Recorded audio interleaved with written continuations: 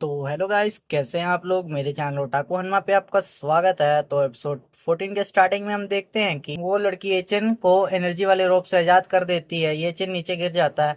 वो लड़की एचन से कहती है, क्या मुझे एक ही सवाल दोबारा पूछना पड़ेगा। ये एचन उसे अपना टैबलेट दिखाते हुए कहता है, हाँ हाँ, मैं हेंगुए सेक्ट का डिसाइपल हूँ। ये एचन सोचता है, अभी उस बात को कुछ ही दिन हुए हैं और ये सब कुछ भूल भी गई है। क्या इसकी याददाश्त इतनी कमजोर है। तो गाइस, शायद येचन को ऐसा लगता है जो उस रात उस लड़की ने येचन के साथ किया था, ये वही लड़की है। वो लड़की कहती है, तुम इतनी देर रात माउंटेन्स में क्या कर रहे हो। येचन उससे कहता है, मैं यहाँ स्पिरिट ग्रास ढूंढने आया हूँ। फिर वो लड़की कहती है, तो तुम मुझे देख के भाग क्यों रहे थे। क्या मैं इतनी डरावनी हूँ। येचन उससे कहता है, मैं डर गया था कहीं आप मेरे आइटम मुझसे ना छीन लें। वो लड़की कहती है, तुम्हारे आइटम छीन लूंगी। फिर वो लड़की येचन से कहती है, अभी अभी क्या तुमने कोई चीज उड़ते हुए देखी। जयचिन उससे कहता है, हाँ हाँ, एक सफेद रोशनी यहाँ से उड़ते हुए गई थी। वो उससे पूछती है, वो किस डायरेक्शन में गई थी। जयचिन उसे इशारा करते हुए बताता है नॉर्थ की तरफ, और वो अपने मन में डरते हुए सोचता है, एंसेस्टर आप यहाँ से जल्दी जाओ, अगर आपको उस रात में जो हुआ था वो याद आ गया तो आप मुझे मार दोगी। वो लड़की कहती है, नॉर्थ की तरफ। और वो एक तलिस्मान निकालकर किसी को मैसेज भेजती है, ब्रदर वो तुम्हारे तरफ ही आ रहा है। तभी कोई उसके मन में कहता है, वो साउथ ईस्ट की तरफ है, उस पर नजर रखो, उसके ज्यादा करीब मत जाना। वो लड़की कहती है, ठीक है, और वो वहां बैठकर कुछ करने लग जाती है। येचन उसे देखकर घबरा जाता है। वो लड़की उसके सर पे एनर्जी से फिंगर फ्लिप करती है। येचन ने अपने सर पे हाथ रखा होता है, तभी वो देखता है वहां एक बैरियर बना होता है। और वो कहता है, ये क्या चीज है। वो लड़की कहती है, तो तुम होश में आ गए, अब जल्दी से फुट लो। और येचन ये सुनते ही बड़ी तेजी से वहां से उड़ के निकल जाता है। वो लड़की कहती है, क्या मैं इतनी डरावनी हूँ। तभी वहां वही लड़की आ जाती है जिसके साथ येचन ने जंगल में मंगल किया था, और वो कहती है, ये खुशबू कुछ जानी पहचानी लग रही है। तभी वो लड़की कहती है, लिंगर तुम तो सर्कुलेशन में थी ना, तो तुम इतनी जल्दी कैसे बाहर आ गई। लिंगर कहती है, इतनी इम्पोर्टेंट चीजें हो रही हैं तो मैं कैसे चुपचाप सर्कुलेशन में बैठी रह सकती हूँ। लिंगर कहती है, क्या क्या इस बैरियर में हम उसे ट्रैप कर सकते हैं। तो गाइस, उस लड़की का नाम चू जवान है और इसका नाम चूलिंग है। तो चू जवान कहती है, हाँ, इस बार का भागना आम से काफी ज्यादा बड़ा है। तो गाइस, मुझे लगता है कोई क्रिमिनल है जो भागना चाहता है और ये सब मिलकर उसे पकड़ रहे हैं। चूलिंग कहती है, सीनियर ब्रदर झांग और बाकी सब उससे घेरने में बिजी हैं। आजकल वाकई बहुत भागने की कोशिशें हो रही हैं, पता नहीं फ्यूचर में इसे सील किया जा सकेगा या नहीं। मुझे भी मदद करने दो। और वो दोनों वहां बैठ के बैरियर बनाने लग जाती हैं। चू जवान चूलिंग से कहती है, मुझे आज एक अजीब सा लड़का मिला था। चूलिंग कहती है, अजीब सा लड़का मतलब कैसे। चू जवान कहती है, छोड़ो जाने दो, वो बस एक अजीब लड़का था।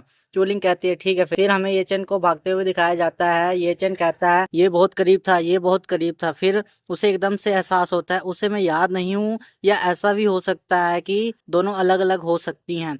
फिर वो भागते हुए कहता है, इम्पॉसिबल, क्या सच में इस दुनिया में कोई इतना मिलता जुलता हो सकता है।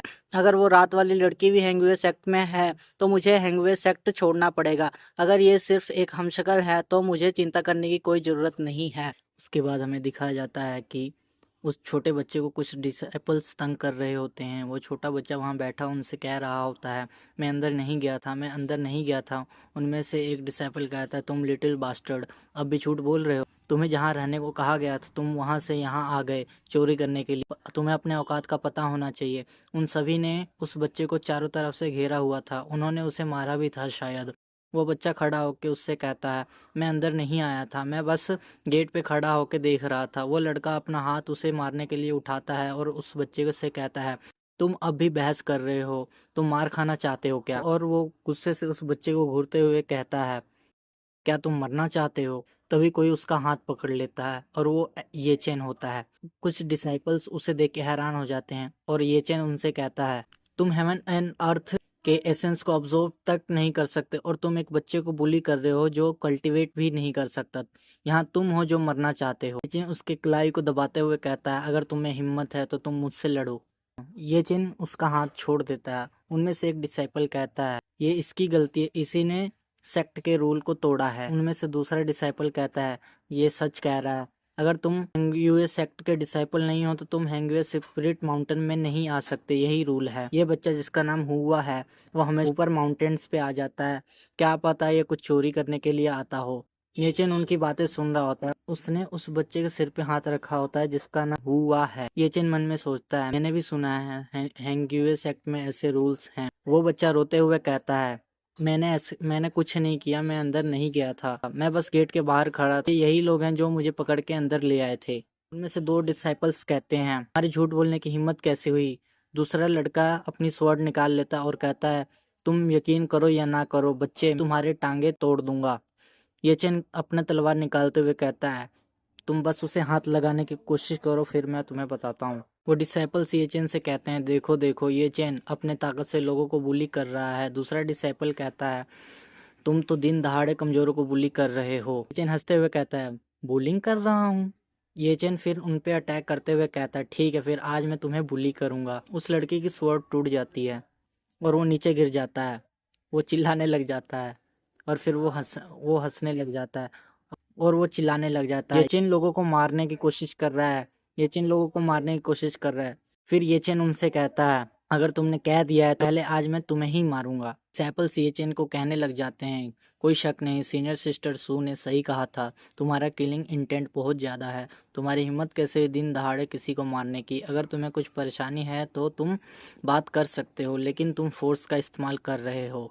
तभी ये चेन अपना स्वॉर्ड घुमाता है। वो डिसाइपल्स पीछे हट जाते हैं। तभी वहाँ एक लड़का आता है और वो ये चेन से कहता है क्या तुम्हें सेक्ट के रूल्स के बारे में नहीं पता। फेंग यून स्टेज के अलावा डिसाइपल्स कहीं भी फाइट नहीं कर सकते हैं। वो डिसाइपल्स उस लड़के को देख के कहते हैं सीनियर ब्रदर यिन अब आप ही हमारा इंसाफ कीजिए।